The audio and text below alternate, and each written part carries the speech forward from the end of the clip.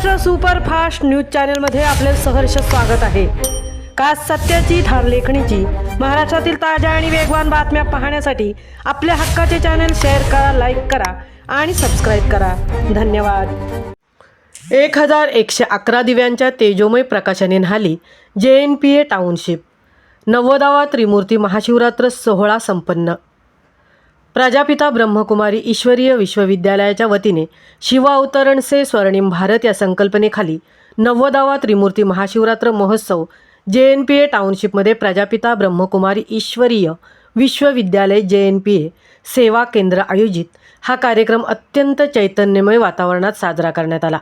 14 February 2026च्या सायंकाळी सूर्यास्त होताना JNPA परिसरात एका वेगळ्याच आध्यात्मिक ऊर्जेचा संचार झाला होता। या सोहळ्याचे सर्वात मोठे वैशिष्ट्य म्हणजे एकाच वेळी प्रज्वलित करण्यात आलेल्या 1111 पणत्या। जेव्हा या पणत्या एकामागून एक प्रज्वलित झाल्या तेव्हा संपूर्ण परिसर एका दिव्य तेजोमय प्रकाशाने न्हाऊन निघाला। या लहानशा पणत्यांच्या ज्योतीने अज्ञानाचा अंधार दूर सारत जणू पृथ्वीवर ताऱ्यांचे अंगणच उतरल्याचा भास होत होता। हा झगमगाट केवळ डोळ्यांना सुखद नव्हता, तर उपस्थितांच्या मनातील विकार दूर करून तिथे ज्ञानाचा प्रकाश पसरवणारा ठरला।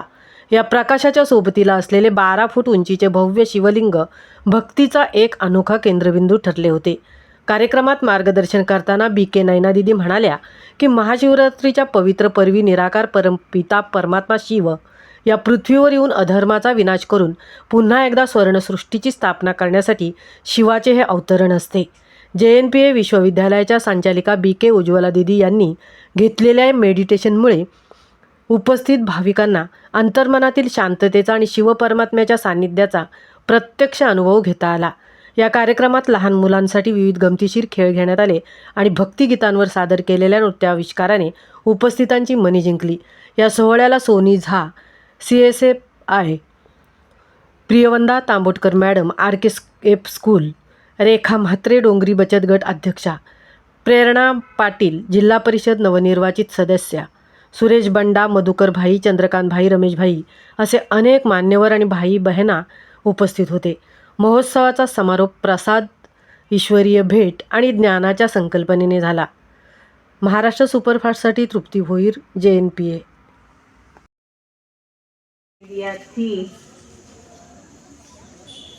पर धीरे धीरे समय बदलते बदलते हम मनुष्य जन्म लेते लेते अपने धर्म और कर्म को भूल गए, तो फिर से भगवान को याद दिलाना पड़ता है हमारा धर्म कौन सा था, हमारा कर्म कौन सा था।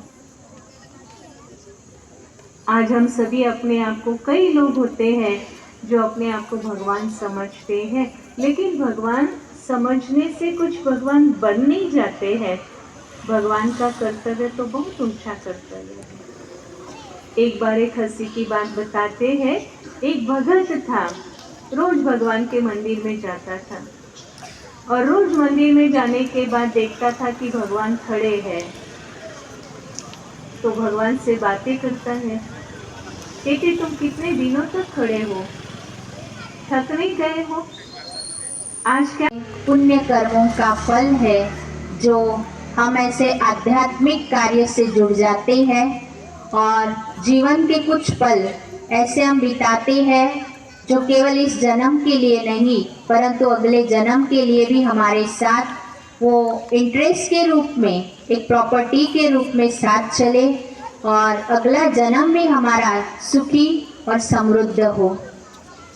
ब्रह्मा कुमारी के अंतर्गत जो हम ज्ञान सुनते हैं उस ज्ञान के साथ साथ हम राजयोग मेडिटेशन का अभ्यास अवश्य करते हैं। आप सभी भी इस बात को जानते हैं, क्योंकि आज समाज, पूरा विश्व